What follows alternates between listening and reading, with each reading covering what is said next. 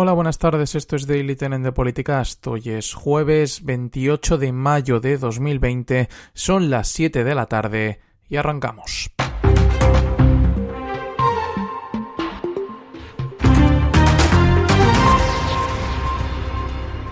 El vicepresidente segundo del Gobierno, Pablo Iglesias, ha comparecido este jueves en la Comisión para la Reconstrucción Económica y Social del país tras la COVID-19 en el Congreso y ha insistido en proponer, como líder de Unidas Podemos, una tasa de reconstrucción o impuesto para las grandes fortunas para que los que más tienen puedan arrimar el hombro y disponer de mecanismos para expresar su solidaridad con su patria, aportando recursos para reconstruir los servicios públicos y los derechos de todos los ciudadanos. Iglesias matizó rápidamente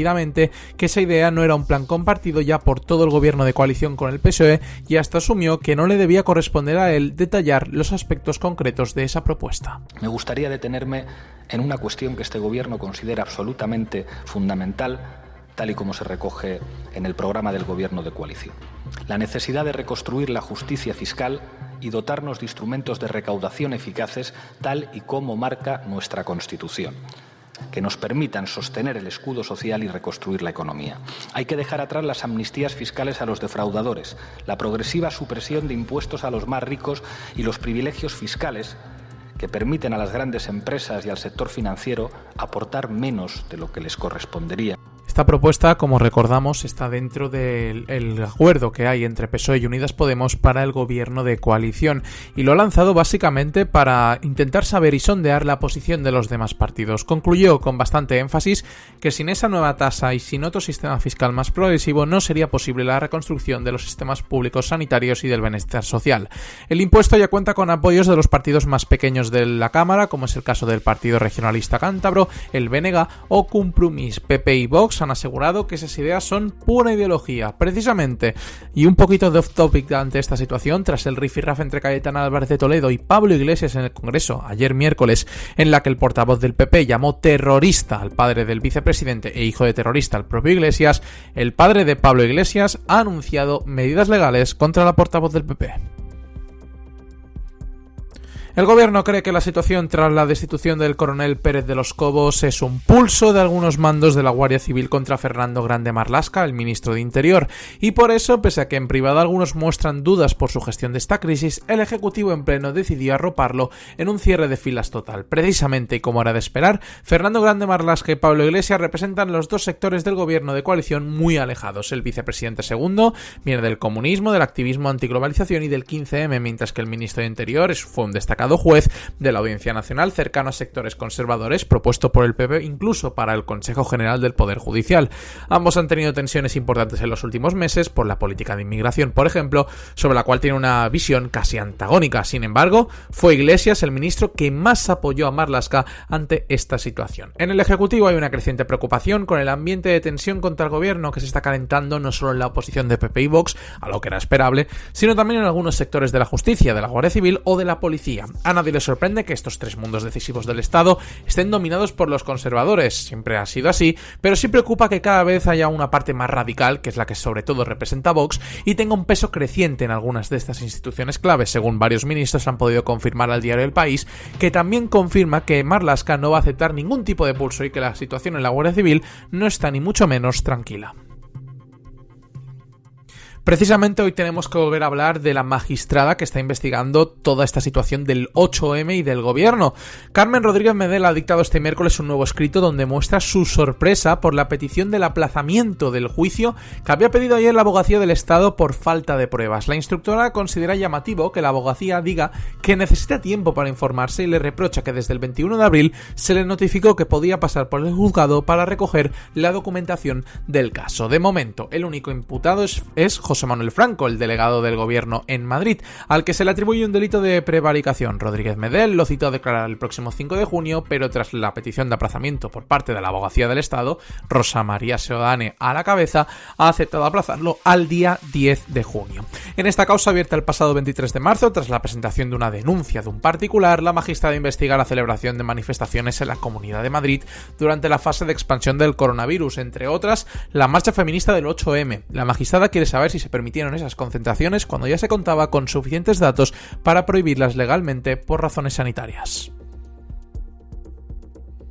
El gobierno también va directo hacia la sexta prórroga y se espera que la última del estado de alarma. De hecho, ya ha comenzado a recabar apoyos por si finalmente la decide pedir. Aún es un tema que no se sabe y que el Consejo de Ministros debe debatir. El presidente del gobierno, Pedro Sánchez, llamó ayer miércoles al portavoz de Ciudadanos en el Congreso, Edmundo Val, que sustituye a Inés Arrimadas ya que ha tenido un hijo, según ha desvelado esta mañana el propio Val en una entrevista en Antena 3. Y el PNV se ha abierto este jueves a votar a favor si se acepta que las autonomías amplíen el marco de competencias, básicamente que tengan el 100% de todas sus competencias de nuevo. Con el respaldo de estos dos partidos, el Ejecutivo ha sacado adelante las dos últimas autorizaciones de las Cortes para mantener el estado de alarma. La vicepresidenta del Gobierno, Carmen Calvo, ya avanzó esta semana ante la Comisión de Reconstrucción del Congreso que el Ejecutivo se inclina por solicitar una nueva prórroga del estado de alarma, que sería la sexta y la última hasta prácticamente finales de junio. Pero los apoyos que tenía Pedro Sánchez ante este estado de alarma parece que han comenzado a tener sus primeras tensiones,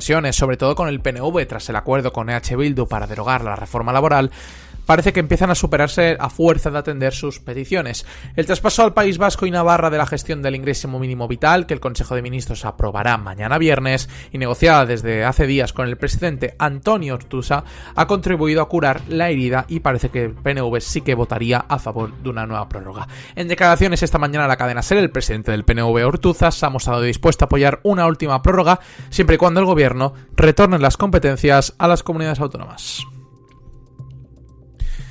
Apartado internacional, hoy tenemos mucho de lo que hablar en el apartado internacional, y es que el Parlamento chino ha aprobado este jueves la polémica Ley de Seguridad Nacional para Hong Kong, con la que quiere poner fin a las protestas que han sacudido el territorio autónomo desde el año pasado y que sus críticos creen que acabará la práctica con el régimen de libertades del territorio autónomo. El apoyo de los delegados que componen la Asamblea Nacional Popular, la ANP, fue casi absoluto, un solo voto en contra y 6 abstenciones por 2.878 votos a favor, pocos minutos antes de que se clausurara oficialmente su sesión anual, que ha durado 2 semanas. La nueva ley ha sido adoptada a pesar de las advertencias lanzadas en los últimos días por la comunidad internacional, que la consideran una amenaza para los derechos de la antigua colonia británica. La nueva ley buscará impedir, detener y castigar cualquier conducta que ponga en grave peligro la seguridad nacional, como el separatismo, la subversión de los poderes del Estado o la organización y ejecución de actividades terroristas, así como actividades de fuerzas extranjeras que interfieran en los asuntos de Hong Kong. Su artículo 4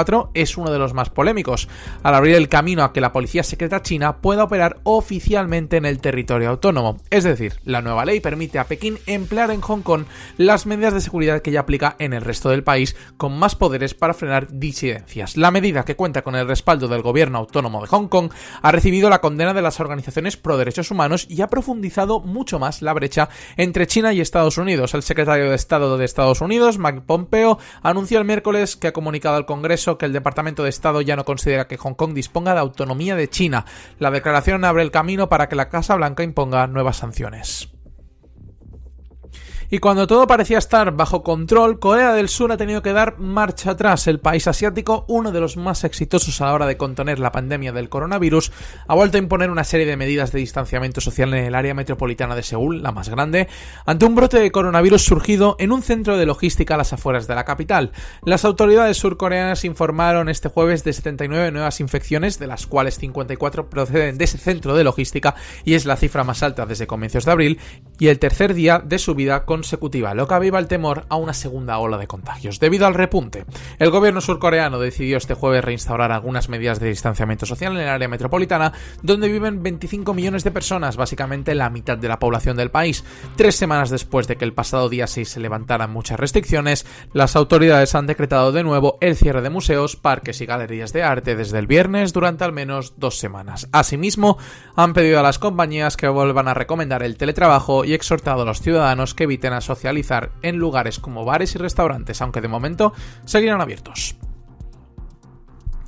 Y acabamos en Brasil. Hacía tiempo que no hablábamos de Bolsonaro, pero ha vuelto a estar en el centro de la polémica, y es que la Policía Federal brasileña ha desplegado este miércoles una operación contra varios diputados afines al presidente Jair Bolsonaro, uno de sus más recientes y polémicos aliados políticos, varios empresarios y activistas, por su supuesta implicación en la difusión de noticias falsas contra el Tribunal Supremo. Recordemos que le está investigando por posibles injerencias políticas para que no investiguen a sus hijos por un caso de corrupción. Están acusados de ser parte de lo que se llama aquí como el gabinete de odio, que impulsa campañas campañas de ataque y desinformación en redes para favorecer el discurso presidencial. La operación es parte de un caso abierto por el alto tribunal al que Bolsonaro y su entorno acusan de entorpecer las iniciativas gubernamentales. Esta operación, fruto de unas pesquisas que empezaron el año pasado, tiene potenciales consecuencias políticas en un momento en que varios casos judiciales se entremezclan en Brasil y está afectado lleno por la pandemia del coronavirus, que ha matado a más de 24.500 personas y van a 1.000 personas muertas diarias. Esta investigación de las fake news es uno de los motivos por los que Bolsonaro estaba empeñado en cambiar al jefe de la Policía Federal. Sus presiones en ese sentido